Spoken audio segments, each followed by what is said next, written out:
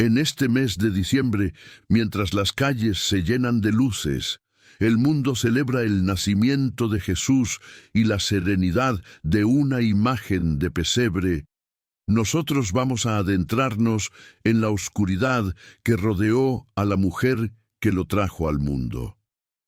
Porque detrás de la Navidad existe una historia marcada por miedo, por presagios, por pérdidas y por un destino que nadie podría haber imaginado. Un destino más cercano a la tragedia griega que a la alegría inmaculada con la que se la suele pintar. María suele ser recordada como símbolo de pureza y serenidad absoluta, pero cuando recorremos su historia sin filtros, encontramos algo mucho más profundo. Una adolescencia interrumpida por una aparición sobrenatural, una profecía que anunciaba un dolor inconmensurable, una fuga desesperada en medio de una masacre y finalmente la visión del sufrimiento extremo de su propio hijo. Hoy te voy a revelar el lado que casi nadie cuenta, los miedos más profundos, las señales sobrenaturales inquietantes, las pérdidas invisibles y el silencio abrumador que acompañaron a María, la Madre de Jesús. No la figura perfecta de una piedad distante, sino la mujer real atrapada dolorosamente entre lo divino y lo trágico. Esta es una vida marcada por sombras, secretos y silencios. Una historia que, si bien está escrita en los evangelios, no se cuenta en los sermones más ligeros, pero que sigue resonando en el alma como uno de los dramas humanos y espirituales más intensos y conmovedores del mundo antiguo. Para entender la magnitud de la espada que finalmente traspasó su alma, debemos regresar al pequeño pueblo de Nazaret y al momento exacto en que su vida simple fue destrozada por una luz que traía consigo una carga insoportable, la carga de ser la madre de un destino que no le pertenecía. María, una muchacha que apenas superaba los 13 o 14 años, vivía una existencia previsible, dedicada a las labores cotidianas, prometida con José, un carpintero, y preparada para una vida de estabilidad y anonimato. Pero la tranquilidad de ese humilde hogar estaba a punto de ser reemplazada por el terror de lo desconocido y la certeza de una misión para la cual ninguna joven podía estar preparada. El aire se hizo pesado, la quietud se rompió y la presencia de lo eterno descendió a su pequeña habitación, transformando un momento cotidiano en el inicio de la historia de salvación, pero también en el inicio de su propia y dolorosa pasión personal. La irrupción del ángel Gabriel en su vida fue el primer elemento sobrenatural que marcó este destino, y no llegó como una visión serena, sino como un evento perturbador, lleno de majestad que inspiraba terror y desasosiego. María no se sintió simplemente halagada o escogida. La Escritura narra que ella se turbó grandemente por las palabras del enviado celestial, un miedo que iba más allá de la sorpresa inicial. Era un miedo existencial ante lo santo y lo incomprensible. El ángel la saludó de una manera que la colocó inmediatamente fuera de lo común, llamándola muy favorecida. Pero, ¿qué significaba ese favor? Para María, significaba, de entrada, la alteración total de su realidad física, social y espiritual. La revelación fue tan directa como imposible. Concebiría y daría a luz un hijo por obra del Espíritu Santo. En ese momento, la joven no solo enfrentó la maravilla del milagro, sino la aterradora perspectiva de la deshonra pública y el peligro real de muerte. En su sociedad, una mujer que quedaba embarazada antes de la consumación del matrimonio exponía a sí misma a la pena capital por lapidación. La elección divina era, socialmente hablando, una sentencia de muerte o, en el mejor de los casos, de un exilio y ostracismo permanente. Ella, inocente, cargaría con la apariencia de la mayor de las culpas. La carga emocional de ese instante fue monumental. ¿Cómo explicar lo inexplicable? ¿Cómo convencer a su comunidad, a su prometido, de que había sido visitada por un mensajero de Dios y no por un pecado oculto? Su respuesta, hágase en mí según tu palabra, fue el sí más valiente y más costoso de la historia. Una afirmación de fe que la arrojó de inmediato a un abismo de incertidumbre y potencial sufrimiento. Este es el primer momento crucial de conexión con su dolor. La elección divina le costó la paz, la reputación y la seguridad terrenal, forzándola a vivir con una verdad que era demasiado grande y peligrosa para ser compartida. Si esta historia te está conmoviendo y te hace ver la humanidad de María de una forma nueva, permítenos acompañarte en este viaje de fe. Haz clic en el botón de suscripción y dale me gusta a este video para que podamos seguir profundizando juntos en estas poderosas historias bíblicas. El peligro social que se cernía sobre María tras la Anunciación no era una amenaza abstracta, era tangible, real y legal. La ley mosaica era clara respecto al adulterio, y aunque su concepción fuese pura, la evidencia era condenatoria. El primer ser humano que tuvo que lidiar con esta verdad imposible fue José, su prometido. José, un hombre justo, se encontró en una encrucijada devastadora. Al ver la evidencia de la concepción, tuvo que asumir que María había quebrado su promesa. El dolor de la traición y la confusión debieron ser inmensos.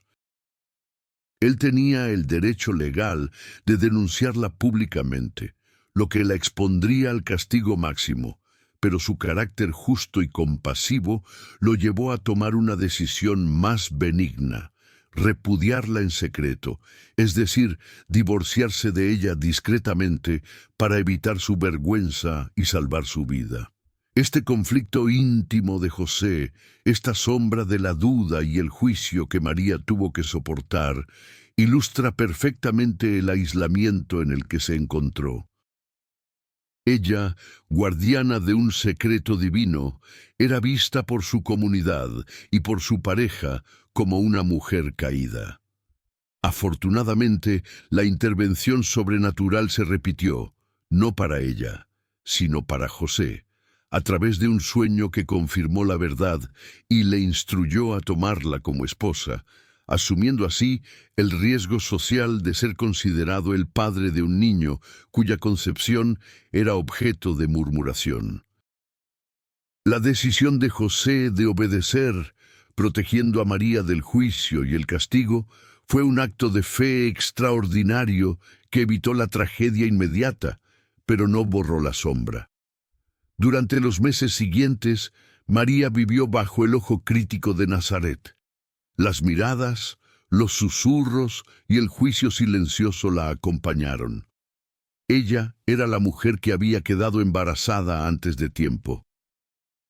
Este peso de la reputación manchada, a pesar de su santidad, fue una de las primeras grandes cargas que María llevó por el honor de ser la madre del Mesías. Buscando alivio y quizás confirmación, María emprendió un viaje arduo de más de 100 kilómetros a través de las colinas de Judea para visitar a su parienta, Elizabeth, quien también estaba embarazada en su vejez. Este viaje, realizado durante los primeros meses de su embarazo, simboliza la necesidad de María de encontrar refugio, comprensión y una voz que confirmara su verdad en medio de la mentira social que la rodeaba. Al llegar a la casa de Zacarías, el encuentro entre las dos mujeres se convirtió en un momento de éxtasis místico, el segundo gran signo que rodeaba su destino. El Espíritu Santo llenó a Elizabeth de tal manera que al escuchar el saludo de María, el niño que llevaba en su vientre, Juan el Bautista, saltó de júbilo. Este salto no fue un movimiento fetal cualquiera, fue una señal, un presagio misterioso que testificaba que el niño de María no era un ser humano común, sino el Señor. Elizabeth pronunció palabras de bendición, eliminando toda duda y reconociendo el privilegio y la fe de María. Bienaventurada la que creyó. En ese momento, María no estaba sola. Estaba rodeada por el misticismo, la confirmación de su elección y la validación de su dolor. Y en respuesta a esta validación, María pronunció su famoso cántico, el Magnificat, una poderosa declaración poética que anuncia la revolución espiritual que su hijo traería. Ella cantó sobre la dispersión de los soberbios, el derrocamiento de los poderosos y la exaltación de los humildes. Pero si escuchamos atentamente las palabras proféticas de este himno, notaremos que no son solo un anuncio de gloria, son un presagio de la turbulencia que su hijo causaría en el orden mundial. La promesa de grandeza viene intrínsecamente ligada a la promesa de confrontación y por lo tanto de sufrimiento. María, en su juventud, estaba ya entendiendo el peso espiritual que cargaba su vientre, un peso que cambiaría el mundo y la expondría a la ira de los poderosos que ella misma cantaba que serían derrocados. Este es un punto de inflexión donde la alegría de la promesa se mezcla ya con la premonición de la lucha venidera. Con el tiempo avanzado de la gestación, María y José se vieron obligados a viajar a Belén debido al decreto del emperador romano de censar a la población, una burocracia imperial que no se detenía ante el sufrimiento humano o las circunstancias personales. Imaginen la escena. María, joven, sin duda exhausta con el dolor físico de las contracciones, o al menos del peso del niño a término, obligada a recorrer caminos polvorientos y difíciles, durante un trayecto de aproximadamente 3 días a pie o en burro, con todo el discomfort que eso implica para una mujer a punto de parir. Este viaje a Belén es el símbolo de la vulnerabilidad extrema y la falta de control que acompañó el nacimiento del Salvador. Al llegar a la ciudad de David, donde se suponía que el Mesías debía nacer con honores, la realidad golpeó con la frialdad de la indiferencia. No había lugar para ellos en el mesón. La rechazo social y la incomodidad se manifestaron de la forma más práctica y dolorosa. El Hijo de Dios, el Rey que ella había concebido milagrosamente, nacería en la total marginalidad. La búsqueda desesperada de un refugio, el escuchar constantemente la palabra no en medio de la fatiga, debe haber sido una prueba de fe intensa. ¿Dónde estaba el favor divino en ese momento de necesidad básica? La respuesta fue un establo, un lugar de animales y suciedad, un escenario de humildad extrema que contrastaba brutalmente con la majestad de la promesa. La profecía del ángel se cumplía sí, pero lo hacía envuelta en el olor de la paja y el lodo y la incomodidad de un parto sin las mínimas condiciones humanas. María dio a luz, y aunque el texto evangélico nos transmite una paz sublime, la realidad del parto, sin asistencia profesional, en la oscuridad, en el frío y el anonimato, nos recuerda el sacrificio físico que ella hizo. No hubo cama, ni privacidad, solo el amor de José y la presencia de animales.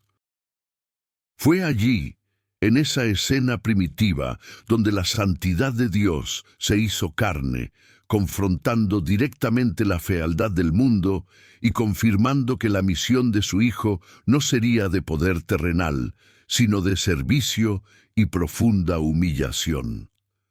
María envolvió a su hijo en pañales y lo acostó en un pesebre. Era un momento de alegría suprema, sí, pero también de profunda reflexión sobre la humildad dolorosa que su elección implicaba.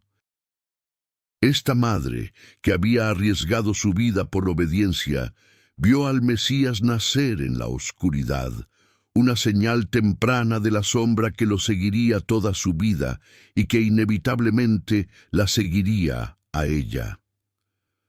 La humildad del nacimiento de Jesús en Belén fue inmediatamente contrastada por una serie de signos celestiales que confirmaron su identidad, pero que para María representaron más piezas en el complejo rompecabezas de su destino. Mientras ella se recuperaba del parto en el precario refugio, la noche se rasgó con la luz de la gloria de Dios. Los primeros adoradores en llegar no fueron reyes ni sacerdotes, sino pastores, hombres marginados que irrumpieron en el establo llenos de asombro y terror por el espectáculo angelical que habían presenciado en el campo. Este evento, lejos de ser un simple relato de natividad, significó para María una nueva y poderosa confirmación de que su hijo era verdaderamente el Salvador prometido. Ella, que había soportado el juicio social y el dolor físico del parto en la miseria, ahora presenciaba la adoración más sincera. El texto bíblico nos ofrece una ventana a su estado interior en este momento. María atesoraba todas estas cosas y las meditaba en su corazón. Ella no era una simple espectadora, era una guardiana silenciosa de verdades divinas. Este acto de guardar y meditar revela la profunda introspección de María. Ella no entendía completamente. La gloria de los ángeles y la bajeza del pesebre eran contrastes difíciles de conciliar.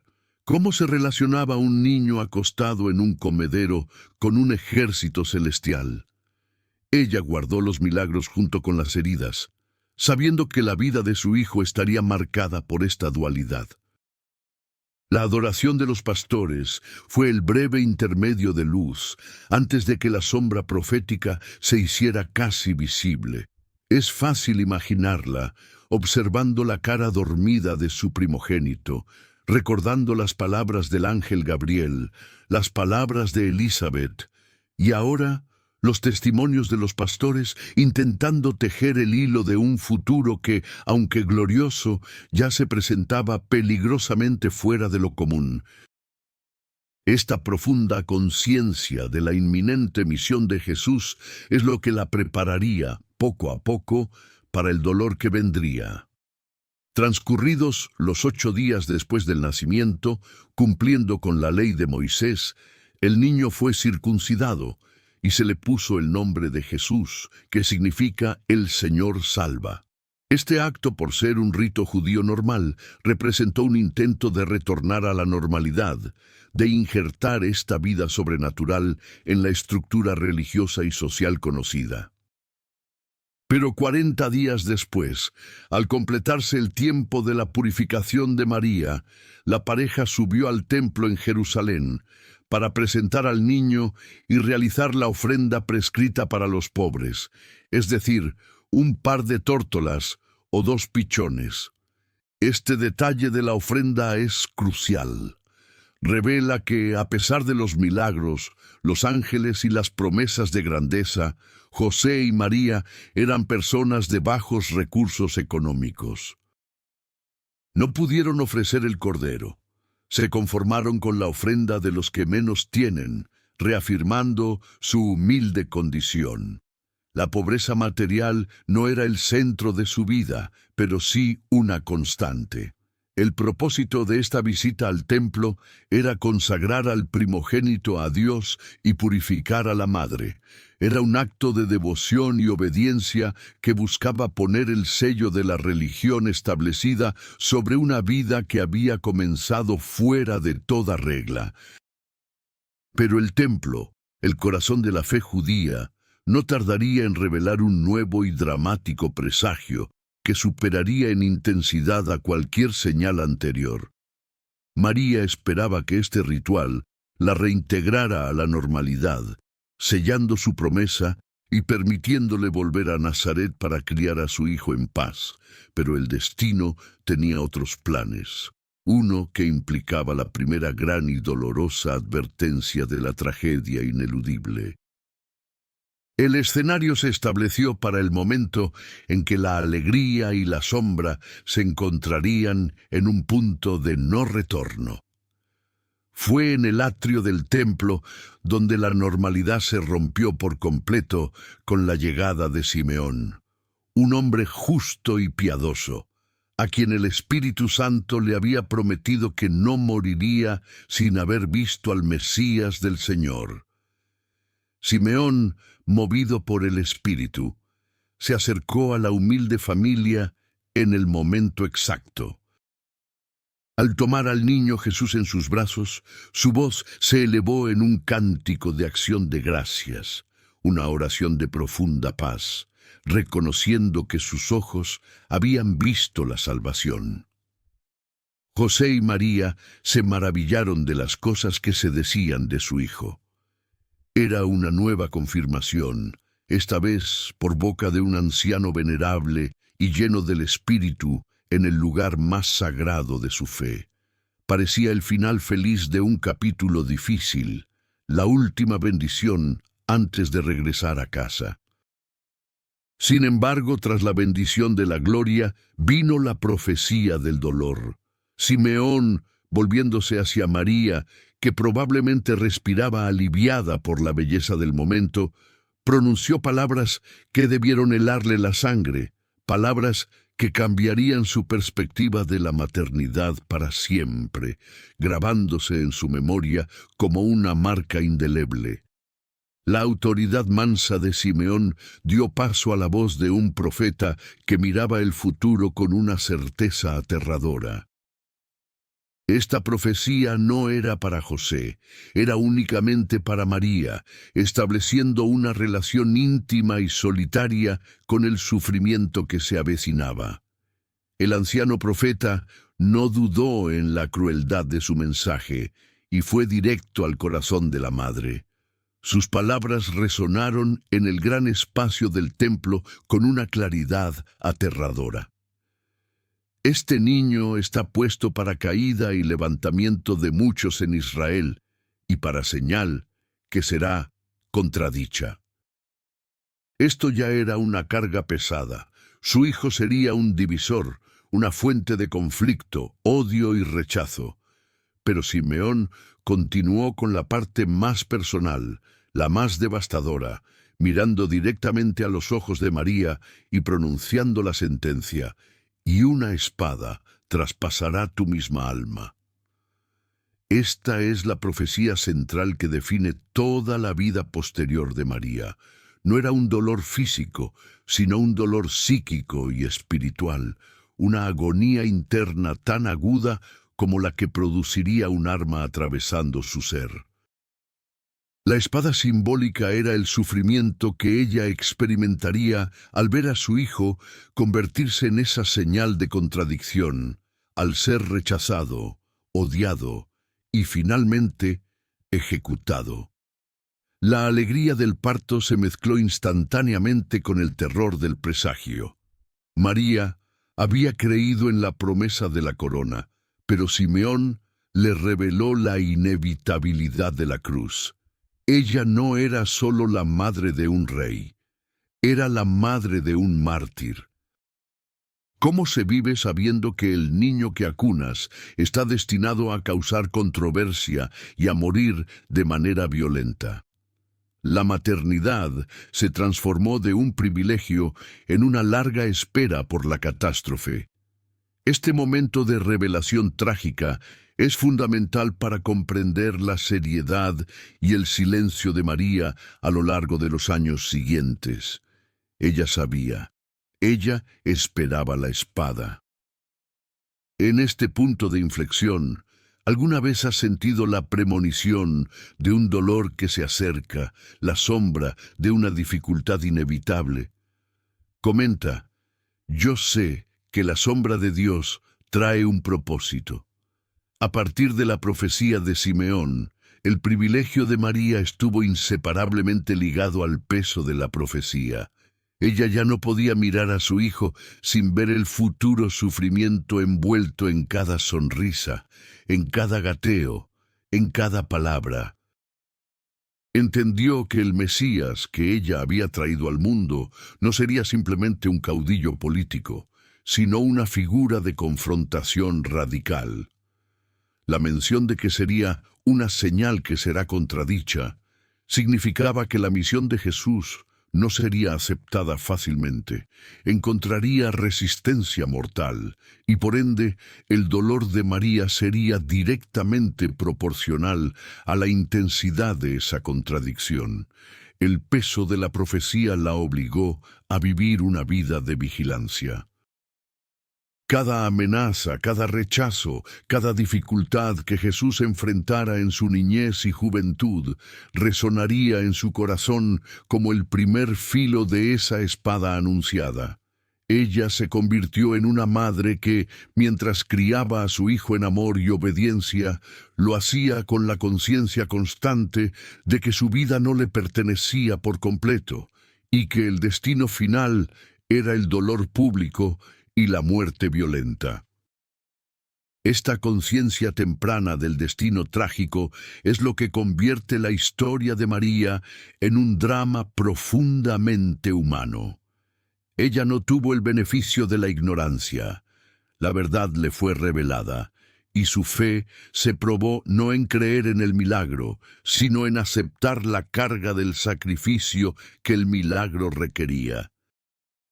La profecía de Simeón cerró el ciclo de la Natividad con un tono oscuro, preparando el escenario para los desafíos inmediatos que la familia enfrentaría, desafíos que probarían que la sombra de la espada se había puesto en movimiento mucho antes de lo que ella hubiera podido imaginar. La paz duró poco. La adoración de los magos, aunque gloriosa y llena de regalos, fue el catalizador que desataría la primera gran persecución, forzando a María a huir de manera desesperada con su bebé, para salvarlo de la ira de un rey paranoico y brutal. La estabilidad estaba a punto de colapsar nuevamente. La breve tregua de paz y la recepción de regalos de los magos, visitantes de Oriente que confirmaron una vez más la realeza del niño, fue interrumpida bruscamente por la oscuridad más palpable que la familia enfrentaría hasta la crucifixión. La profecía de Simeón resonaba en el corazón de María, y el primer cumplimiento sombrío llegó con el decreto de Herodes el Grande. El rey, sintiéndose amenazado por el nacimiento de un rey de los judíos, desató una persecución masiva y despiadada. Se fue el ángel del Señor, quien una vez más irrumpió en el sueño de José, no con un mensaje de gloria, sino con una orden de urgencia y huida. Levántate, toma al niño y a su madre y huye a Egipto. No hubo tiempo para reflexionar, empacar o despedirse. La vida de Jesús dependía de una huida inmediata en la noche.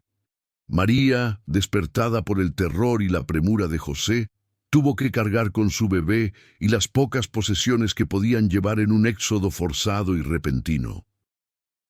Este episodio, conocido como el Masacre de los Inocentes, donde Herodes ordenó matar a todos los niños varones de Belén y sus alrededores de hasta la edad de 2 años, es uno de los momentos más oscuros de la infancia de Jesús. María, Mientras huía bajo la oscuridad del cielo, sabría o pronto entendería el precio de su huida. La sangre inocente de otros bebés había sido derramada para salvar al suyo. El Mesías era un niño fugitivo y ella una madre refugiada, exiliada en una tierra extranjera. Esta realidad de persecución y el terror de la matanza circundante demostraron a María que la profecía de la espada no era sólo sobre el futuro lejano de Jesús, era sobre la amenaza constante que ya acechaba a su familia. Su vida, a partir de ese momento, fue una de supervivencia activa, protegiendo con cada aliento al portador de la promesa, al portador de esa espada que ya comenzaba a cortar. El exilio en Egipto no fue una aventura, fue una vida de refugiados. Los evangelios son deliberadamente silenciosos sobre los años pasados en Egipto, lo que nos obliga a imaginar la dificultad y el sacrificio que esta familia humilde enfrentó. María, José y el niño vivieron como inmigrantes en una cultura ajena, obligados a depender de la hospitalidad y probablemente trabajando arduamente para sobrevivir con los pocos recursos que pudieron llevar. Los regalos de los magos tal vez proveyeron el capital inicial, pero el exilio duró un tiempo considerable, hasta la muerte de Herodes. Para María, estos años deben haber sido de constante vigilancia, viviendo con el miedo subyacente de ser descubiertos y obligados a regresar a un entorno hostil. La espada de Simeón se manifestaba como la ansiedad y la necesidad de ocultar la identidad de su hijo. Ella no estaba criando a un príncipe en un palacio, sino a un niño extraordinario en la diáspora. La vida en Egipto fue la antítesis de la vida tranquila que había esperado en Nazaret. Fue una prueba de resistencia. María, en esta etapa, demostró ser una mujer fuerte y resiliente, una madre activa en la protección física de su Hijo divino. Ella fue el escudo humano, siempre atenta a cualquier señal de peligro. Este periodo formativo no solo forjó el carácter de Jesús en la humildad y la dificultad, sino que también grabó en María la conciencia de que la seguridad era una ilusión y que su fe se pondría a prueba no en momentos de milagro, sino en la monótona y agotadora tarea de la supervivencia diaria lejos de su hogar. Finalmente, con la noticia de la muerte del tirano, el ángel instruyó a José a regresar. El retorno a la tierra de Israel fue cauteloso. José, temiendo al hijo de Herodes, Arquelao, se dirigió no a Belén, sino a la Galilea, instalándose de nuevo en el pequeño y despreciado pueblo de Nazaret. Es allí, en el anonimato de la carpintería, donde Jesús pasó su infancia y adolescencia. La vida volvió a ser normal, si es que se puede llamar normal a la vida de la madre del Mesías, quien sabía que su hijo era Dios. María se dedicó a la maternidad silenciosa y vigilante. Ella tenía el conocimiento profético de Simeón grabado en su alma. Cada vez que Jesús mostraba una inteligencia precoz, cada vez que realizaba un acto de bondad o que la observaba con una sabiduría que iba más allá de su edad, la espada profética resonaba. ¿Cómo se cría a un hijo sabiendo que está destinado a ser un mártir?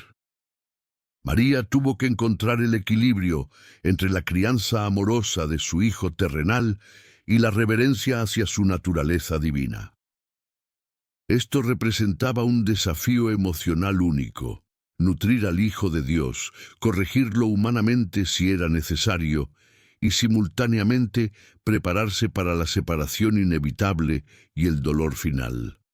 Los años en Nazaret, aunque tranquilos en la superficie, fueron para María una larga y tensa meditación sobre el sufrimiento futuro, una madre sabiendo que el destino de su hijo no era la herencia de la carpintería, sino la redención del mundo a través del dolor. El primer choque psicológico y la primera grieta emocional entre madre e hijo ocurrieron cuando Jesús tenía 12 años. Durante una peregrinación a Jerusalén por la Pascua, Jesús se quedó en el templo sin que sus padres se dieran cuenta de ello, asumiendo ellos que viajaba en la caravana con parientes y amigos. El descubrimiento de su ausencia provocó 3 días de angustia desesperada para José y María. 3 días de búsqueda frenética por la vasta ciudad, un terror que solo una madre puede conocer al perder a su hijo. Este incidente es crucial porque marcó la primera vez que María sintió la distancia emocional necesaria que la misión de Jesús impondría. Cuando finalmente lo encontraron, sentado en el templo, conversando con los maestros con una autoridad asombrosa, la reacción de María fue de alivio mezclado con un reproche maternal natural. «Hijo, ¿por qué nos has hecho esto? Tu padre y yo te hemos buscado con angustia». La respuesta de Jesús, aunque inocente en su propósito, fue desconcertante y reveladora para María. «¿Por qué me buscabais? ¿No sabíais que en los negocios de mi Padre me es necesario estar?» Esta frase fue la primera declaración pública, aunque íntima, de la autonomía de Jesús y de su prioridad divina. Para María fue el primer corte, el primer indicio de que ya no era su hijo en el sentido ordinario. Él le pertenecía a otro plan, a otro padre. El vínculo terrenal comenzaba a ceder ante el vínculo celestial. María, una vez más, no entendió completamente, pero, fiel a su carácter, guardaba todas estas cosas en su corazón. La espada se había manifestado por primera vez en forma de incomprensión dolorosa y distanciamiento. Cuando Jesús finalmente comenzó su ministerio público, alrededor de la edad de 30 años, la separación se hizo definitiva y pública. María tuvo que presenciar cómo su hijo abandonaba la seguridad de Nazaret para sumergirse en la controversia y la exposición social. Ella lo siguió a distancia, observando su fama creciente, sus milagros, pero también la incredulidad de los fariseos y el rechazo de su propia familia. Aunque al principio ella intentó ejercer una influencia maternal, como en las bodas de Caná, donde Jesús le recordó sutilmente que su hora aún no había llegado, la distancia se hizo evidente. Los evangelios relatan un episodio particularmente doloroso, cuando Jesús predicaba a una multitud, y su madre y hermanos vinieron a buscarlo, probablemente preocupados por la intensidad de su ministerio, quizás incluso creyendo que se había vuelto loco, como algunos insinuaban. Cuando le dijeron a Jesús que su madre y sus hermanos estaban afuera, buscando hablar con él, su respuesta fue una redefinición radical de la familia. ¿Quién es mi madre y quiénes son mis hermanos? Y extendiendo su mano hacia sus discípulos, dijo: Estos son mi madre y mis hermanos, porque cualquiera que hace la voluntad de mi Padre que está en los cielos, ese es mi hermano y hermana y madre. Este momento no fue un desaire, sino una declaración teológica, pero para María, que estaba afuera, debió ser un golpe emocional. La espada se acercaba al corazón, cortando el vínculo de posesión terrenal.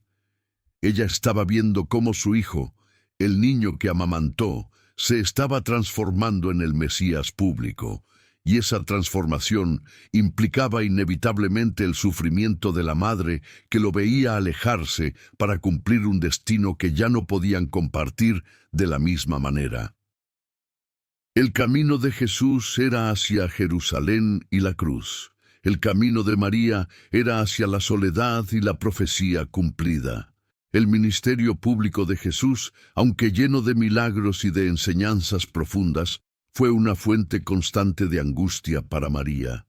Cada sermón encendido, cada milagro que enfurecía a los fariseos, cada declaración de divinidad que se percibía como blasfemia, resonaba en ella como el sonido metálico de la espada que se afilaba. Ella fue testigo a la distancia del crecimiento de la ira de los líderes religiosos, de la calumnia pública y de los intentos de apresarlo. María, que había huido de Herodes con su bebé para salvarlo de la masacre, ahora veía cómo su hijo adulto caminaba voluntariamente hacia un destino mortal, siendo esa señal de contradicción que Simeón había anunciado. La conciencia de María era una carga pesada. Ella sabía que el cumplimiento de la misión redentora de Jesús pasaba necesariamente por su sufrimiento. No era una madre que ignoraba el peligro.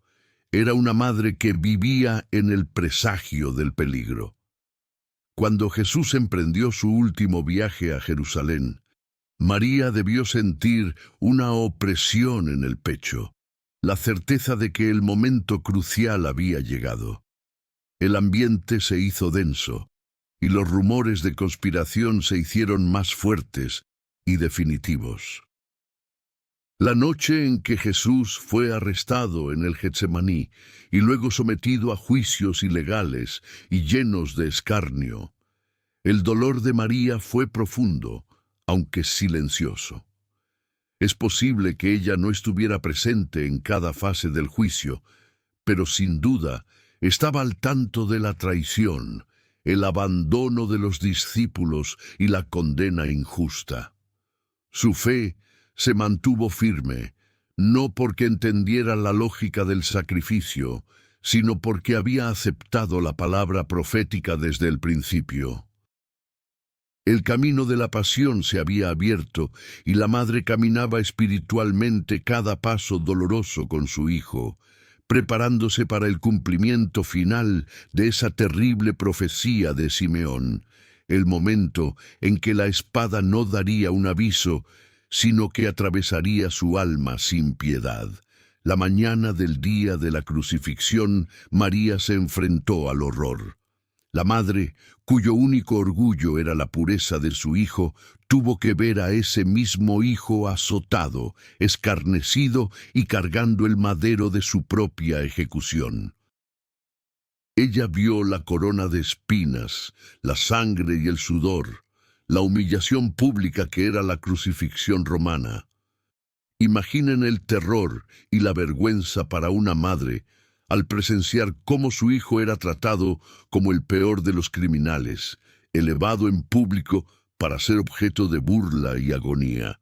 La fidelidad de María, junto con algunas otras mujeres y el discípulo Juan, la llevó hasta el pie del Gólgota, el lugar de la calavera. Ella no se quedó en casa llorando en secreto. Ella estuvo allí de pie, al pie de la cruz. Este acto de presencia dice más que cualquier sermón sobre su fe y su amor inquebrantable.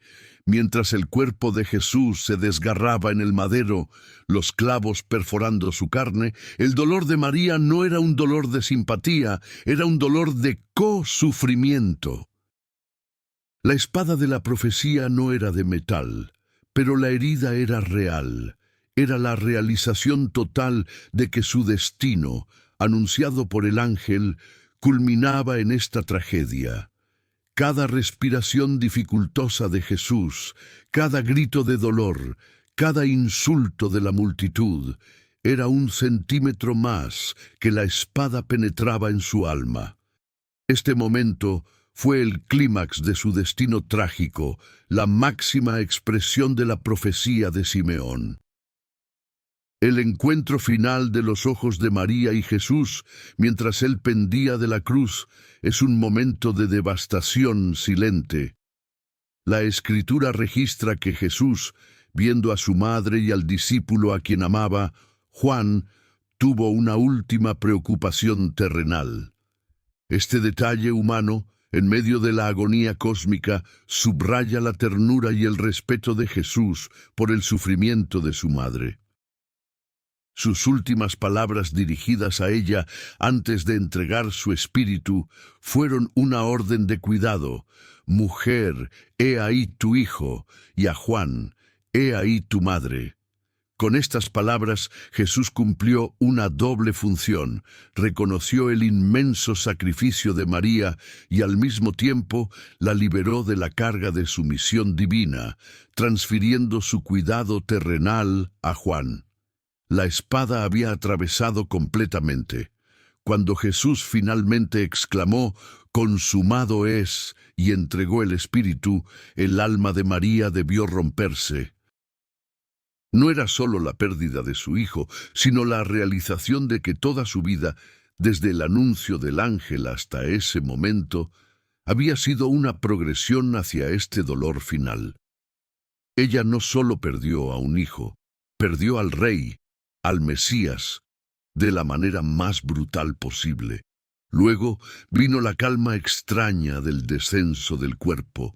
María probablemente estuvo allí cuando el cuerpo sin vida de Jesús fue bajado, cuando José de Arimatea y Nicodemo lo prepararon. Ella vio la herida del costado, los moretones, las marcas de los latigazos. Acariciar el cuerpo muerto de su hijo, el Hijo de Dios, fue la prueba final de su fe, un dolor que supera cualquier narrativa humana. La resurrección, 3 días después, transformó el profundo luto de María en una alegría que superó infinitamente la agonía de la espada. Aunque los evangelios no relatan el encuentro entre Jesús resucitado y su madre, la lógica de la fe y el amor nos sugiere que ella fue, sin duda, una de las primeras en ser confortada. La resurrección validó la totalidad de su dolor. Ella entendió que la espada había sido necesaria, que el sufrimiento anunciado por Simeón no fue un fin en sí mismo, sino el medio para la redención. La profecía se había cumplido. La espada había traído caída y levantamiento, dolor y gloria. El destino trágico de María culminó en la victoria. Después de la ascensión de Jesús, María no desapareció. El último registro bíblico la ubica en el aposento alto junto con los discípulos, perseverando en oración. Ella, la mujer que había guardado tantos secretos y dolores en su corazón, fue testigo y participante del nacimiento de la Iglesia en Pentecostés. Es significativo que, después de este momento crucial en Hechos, María desaparece por completo de la narrativa bíblica. Su historia, marcada por la intervención divina y el sufrimiento público, termina en un silencio misterioso. No se nos dan detalles de su muerte o sus últimos años. Esto refuerza la atmósfera de enigma que siempre la rodeó. Ella entró en la historia de la salvación de forma espectacular y salió de forma discreta, dejando tras de sí el legado de una fe que soportó la espada. Su vida es la confirmación de una verdad profunda. El favor de Dios a menudo viene envuelto en el dolor, y el privilegio divino exige un sacrificio humano. La historia de María, la Madre de Jesús, nos enseña que el camino de la fe verdadera no es un camino de flores y facilidad, sino un camino que a menudo requiere que la alegría del llamado se entremezcle con la angustia de la profecía. Detrás de la imagen serena y perfecta de la Navidad, existe una mujer real que navegó el terror de lo sobrenatural. La vergüenza social, el exilio, la incomprensión y la visión culminante de su hijo en la cruz. Ella fue el ejemplo supremo de una fe que no necesita entender, sino solo decir, hágase. La espada de Simeón no destruyó su alma, sino que la purificó y la transformó en un símbolo de la resistencia silenciosa. La tragedia de María, su dolor de madre, se convirtió en el cimiento de su gloria eterna. Su vida confirma la verdad de las Escrituras. El amor de Dios no nos exime del dolor, pero nos garantiza que el dolor tiene un propósito redentor.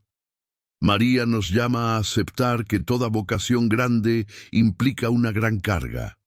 Su historia no es solo un recuerdo de un evento pasado, sino una enseñanza viva para todos aquellos que, en el cumplimiento de su propio destino, sienten la sombra de la espada. Ella nos recuerda que la oscuridad de la vida siempre precede a la luz gloriosa.